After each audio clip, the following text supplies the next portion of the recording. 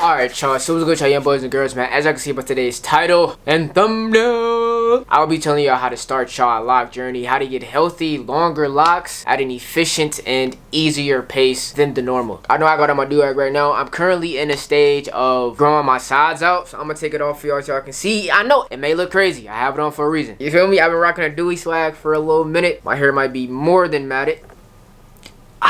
I know.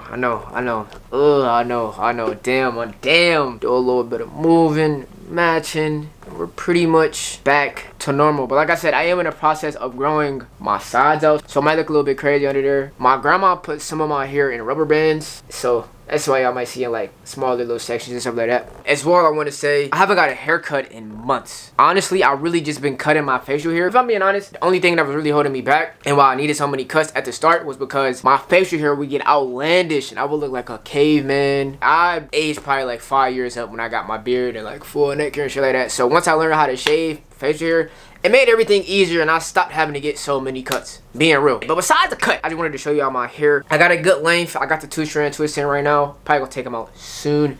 But this is me right now. I made a couple videos like this before, but this one will be a lot more in detail and specifics. And I feel like a lot of people trying to get locks, or a lot of people turning on locks now, I'm not gonna lie, but if you still one of those people out there that want locks, this is a video for you. The first thing you need to do before you even plan on growing out locks, whatever, choose the hairstyle you want. You want a full head of locks, a taper, drop fade, or a high top. Now, I in all honesty have the drop fade like a little bit higher, and the reason I honestly don't have a problem with the drop fade, but I feel like just having a full set of locks gives me more ability to do more styles, just do more things overall, because I have more locks, of course. So be wary of that, because you don't want to get too deep into the process. You end up getting like a mid fade or a high fade, and then you end up not really liking it, and then it's like you want more dread. So be mindful of that at the start. If you're mindful of that at the start, you're going to be good. And again, I don't regret going out with the drop fade. I just want more locks, so that's why I'm doing it this far in my process, because it's like, why not? You feel me? YOLO. So I'm not saying if you end up going far you can't change it, but just know that it's going to be like a whole new process. But once you know what kind of haircut you want, know the difference between freeforms and locks. Freeforms, you're not getting no retwists. You're barely watching it, doing anything to it. I'm not the freeform expert, but what I can say, you're formally just either using towels or the sponge method, and you're just sponging around. Locks is a completely different thing. Locks is very, I'd say, not the highest of maintenance, but there is some maintenance within it. You have to be very of retwists or bonnets, etc. Know the difference. This is specifically for locks. The third thing you need to do, and I feel like this is one of the most important things on this list, is find a good loctician and stay consistent. Me personally, I get a retwist about every month, and that process of waiting on a retwist could be different for you compared to mine, depending on how fast your hair grow and hair type. So therefore, you could maybe get a retwist every 2 months or a month and a half or every 3 weeks. It just depends how fast your hair grows, to be honest. And once you find that good rate of, okay, I got a lot of new growth, that's when you want to get that retwist. And also too, my grandma always told me to never wait too long to get a retwist, because this can fuck you up crazy. If you have a lot of new growth, when getting a retwist, it can cause your new hair growth to become tangled and difficult to incorporate into the existing locks, the current locks that you already have, potentially leading to uneven locks, breakage, and a less defined appearance. And that was a big thing for me, to be honest, when I first started, because when I first started, bro, I used to never, I wasn't consistent with my retwist at all, so it was fucking me over every time, because it's like I'm growing all this new growth, waiting too long to get a retwist, and then when it's time to get a retwist, all that new growth is fucking up my old locks. It's like a lock, and then it's uneven in the middle, and then another lock. So it's damn near like the lock that's on top is on a shred trying to hang on to the existing lock that was already there. So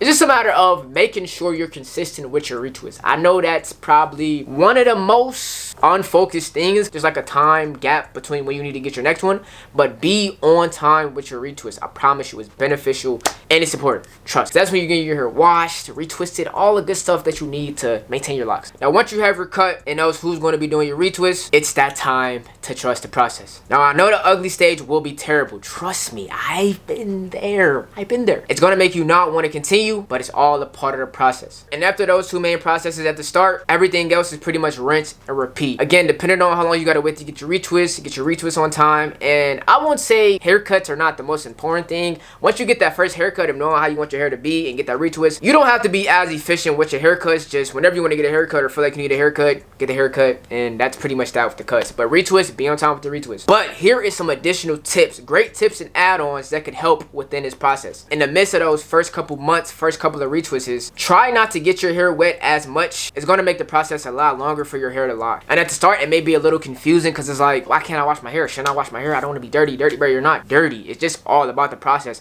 And again, remember, each retwist, you're washing your hair anyway, so all that buildup from the last retwist is going to get washed out and all the new products will go in. So don't worry about being dirty or your hair is dirty, etc., bro. It's part of the process. And as well too, about the lock factor. If you constantly get your hair wet, especially in the start, your hair is never going to lock up, bro. It's going to cause it to be untwisted, curl it up, and you don't want that, bro. Do you want locks or curls? Moisturize your hair every 2 weeks or whenever you feel as though it's dry, but don't overdo it. Although you're moisturizing it, it can cause a lot of buildup. And I'm gonna be real, I probably moisturize my hair once, to be honest. I moisturize it on the 2-week mark, and then that's it. That's how I scale myself out. After the retwist, there's no need for me to do nothing to it. I just had a fresh wash, moisturized, conditioned, and locked up with, you know, the special lockup gel. And then my hair doesn't really tend to get old, especially if I get a style, until like 2 weeks later. So once that 2-week mark hit, that's the one time I do it, moisturize it, then wait another 2 weeks, and then by the time that next 2-week period ends, it's time for another retwist. So that's kind of how I scale out when to moisturize my hair. Again, pretty much only one time. You gotta remember, that retwist wash condition does a lot already to your hair, so you don't need to OD with the moisturizing. But again, that all differs on when you get your retwist. Scale it out and figure out what works for you. And this is the moisturizer I use. I low-key need a new bottle, but it's the almond and avocado daily moisturizing lotion. I need a whole new bottle. This bottle is fucked. But after that, the next thing that I feel like is another important thing, get you a do-rag or bonnet. Preferably I rock the do-rag because it looks better. In my opinion, I'm honestly to that stage where it's like, I don't need the OD and spam the do-rag, but at this point, obviously, whenever you get a retwist, rock the do-rag until your hair gets old. Even then, regardless, you should still always sleep with a do-rag, but I'm to the point where I just fuck with the do-rag swag, and it looks good to me, so I'm like, I just choose it nowadays. But I'd advise to use a bonnet, especially once you get to like a longer length, because it can cover your whole head. With a do-rag, it's like, it covers half your head, and then the rest is just out. But like I said, to be honest, it works for me. But if you want that full protection, go bonnet. But besides all of those things right there, that's pretty much it, bro. The main thing I can really tell you from there, bro, is to just trust the process, to be honest. Like I said, that ugly stage is crucial, bro. And depending on when you're starting your lock journey, whenever you get that first retwist, depending on how much hair you got, it might not even be that bad when you first start. But if you have like the low cut, like the mini fro, it's gonna be a struggle, gang. I'm not gonna lie. But I'm telling you, bro, especially if you're not in school and you don't really gotta worry about people saying it off the fresh couple months, you'll be good, bro. You want your hair to be able to breathe, grow, etc. So just be confident, bro, because once they pop off, once they get longer, I'm telling you, twin, you see me, I might need a haircut, but nigga, you know what I mean? It would worth the wait, no cap. And I'm gonna pop up some pictures and shit too, bro, so y'all can know that I'm not trolling and I'm not cap. Cause like, nigga,